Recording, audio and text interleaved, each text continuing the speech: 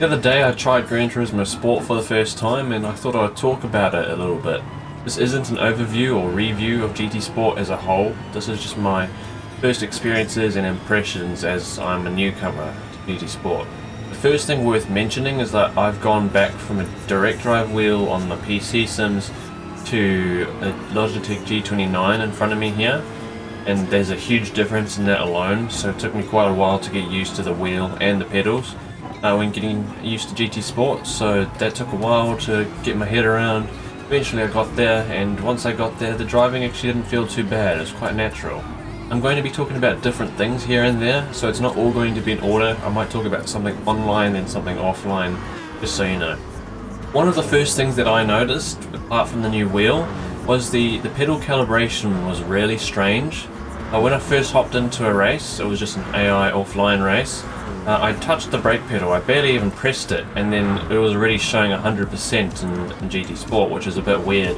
I couldn't understand why, I was barely even touching the brakes, so I did a little bit of reading about it, and it seems like when you launch it and the first menu comes up, you have to press the brake pedal all the way that it will go, all the way to 100%, and only then you'll get the full usage of your brake pedal, which I find really strange, but I got used to it. The AI is a bit too easy. When I tried to do some arcade races, there were only 3 AI difficulty levels, and I went for the hardest one, and even then it was just super simple to beat. I kinda hope that there's a little bit more of a difficulty range in GT7, because I understand that everybody has their own skill levels, but the hardest level on GT Sport isn't that difficult. One thing that I did know when coming into GT Sport was that it had a more heavy online focus with the esports and everything. I didn't expect it to have much offline content, but when I came into it I was surprised to see that there was a campaign option. I haven't experienced all of it yet, but I ran through those learner tests, which are similar to previous Gran Turismo's license tests, and I was a bit disappointed because I achieved gold on my first go in almost every single test. The only times I got a silver was if I made a mistake, like a really silly mistake at the start or something. It makes me a little bit concerned for GT7, because if the license tests are like this, then I can't see there being too much of a challenge. GT Sport actually has a really good list of cars to drive. I've barely even driven any of them. I've mostly driven the Group 4 cars because they feature quite heavily in the learner tests, but I've driven those in a few road cars, and I think 1 or 2 Group 3 cars. They all seemed a little bit different in their own unique ways. Physics aren't quite up there with the top PC sims, but that's to be expected, and it's not too bad. It's quite a natural driving experience. You can trail brake, it actually helps you go faster.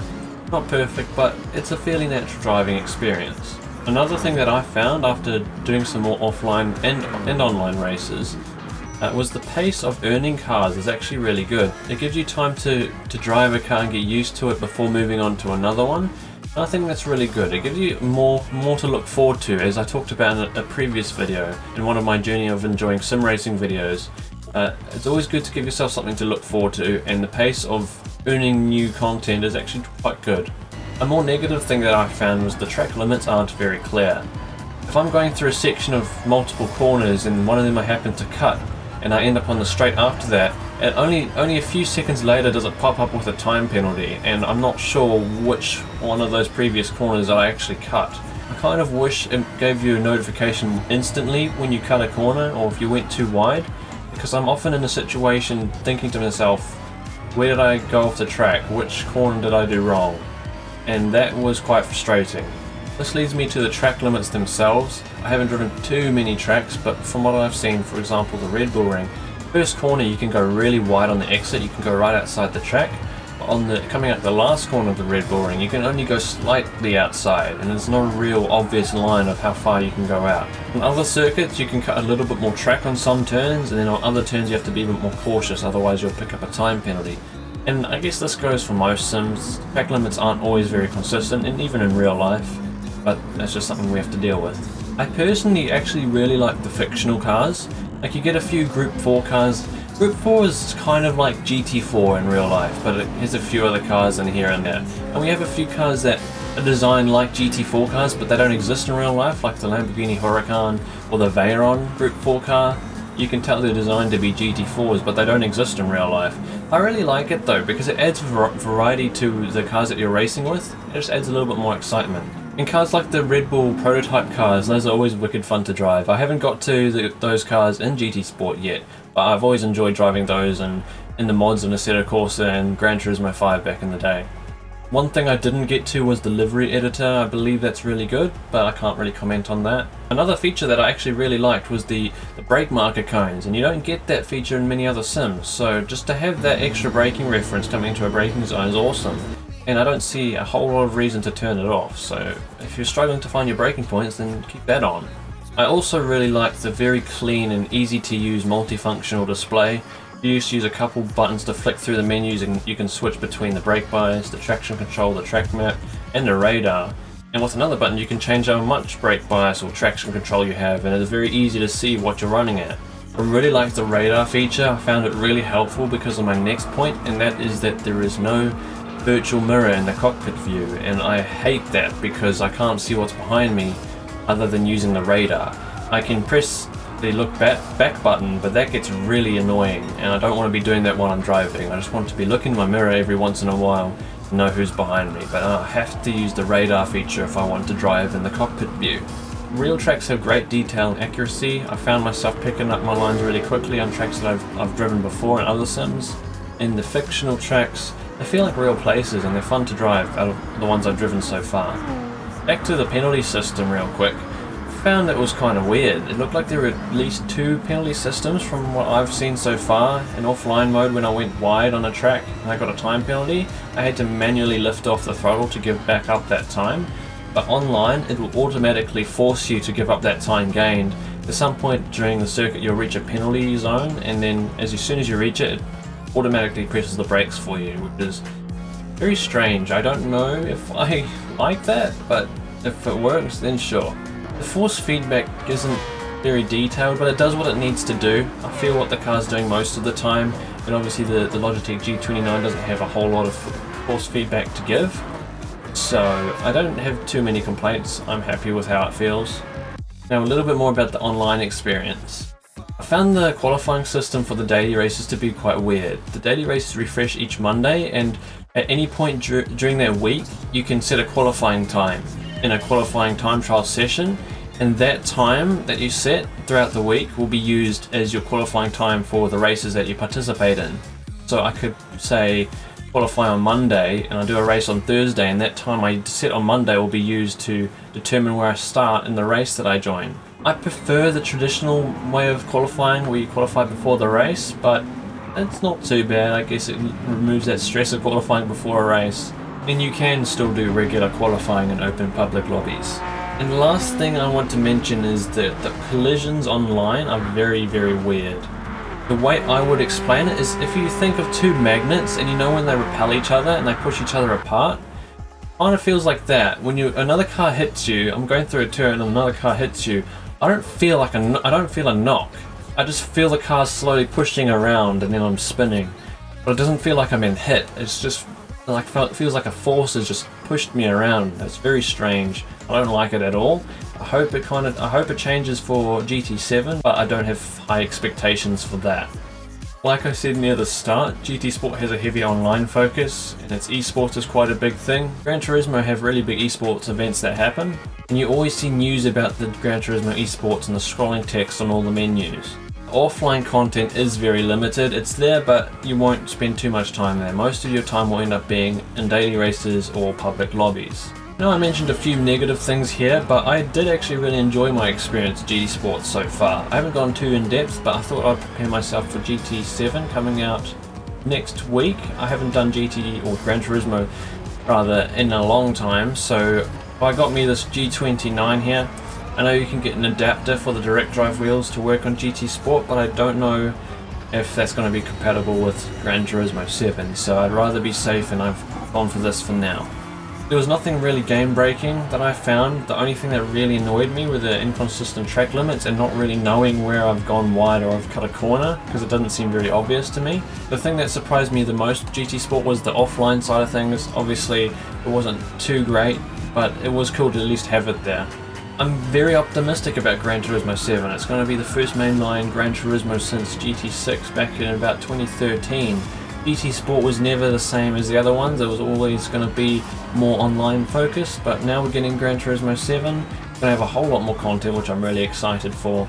And I plan to make many videos on it when it releases, and I even want to make guides for the license tests, like in a way that I do with my ACC track guides, but we'll have to wait and see if it's worth doing, because unfortunately the tests in GT Sport were a little bit too simple.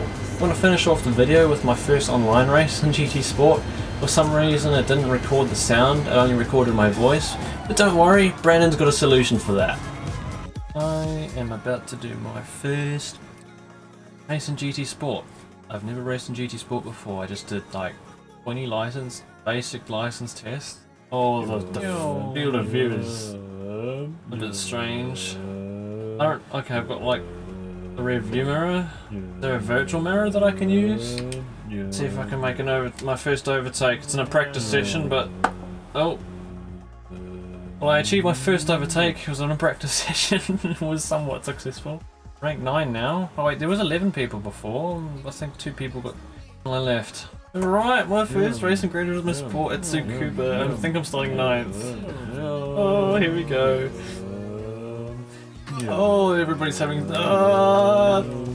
terrible start. Not there just yet.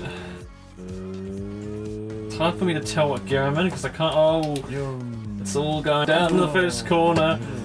I'm still alive. I hear someone. Oh, don't. My gang's gone. Oh, there's another guy. The ghosting? I didn't know that was a feature. Oh, I gotta be careful here. Oh, how do I tell somebody's next to me? Is that I'm gonna have to work out all the settings in this game. I probably should have done that before doing my first race online. But we're still going. I'm just gonna go and see if I can get a couple overtakes in. I'm already in 4th, starting 9th, so that's not too bad. How long is this race? 6 laps. Why is that guy going so much quicker in a straight line? Right, it's my first lap online and GT Sport complete. Some guy up there is a penalty. Okay, gonna sneak in the inside. Nab the position off of him, I think I've done it. Got my brake in a bit. Oh, hello, I didn't see you there. Alright, we're back and forth. Why? Did I kill him? Oh, he's still there, he's still there, he's still there. Oh, there's somebody else. Oh, we're gonna go 3-1 into this braking zone. Okay, it looks like I'm just very slow at the moment.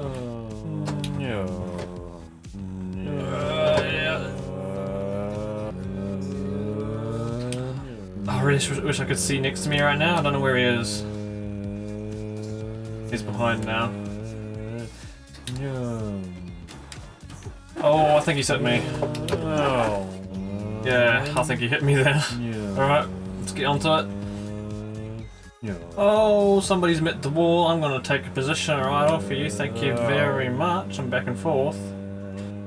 Oh yes, that's going to be into the podium position. Can I get a podium in my first race? That would be a nice achievement.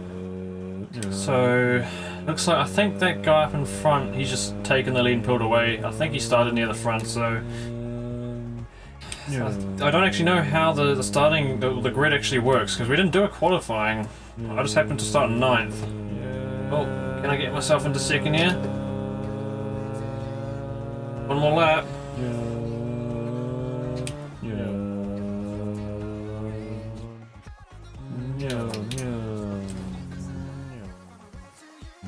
Oh, I've been pushed. No, hey. It's the 2nd time I've been knocked out the way, and they just ran away with it. Right, a couple corners to go. What can I do? A good exit. Ah, my exit was too good. I backed off the throttle because I was scared I was going to run to the back of him.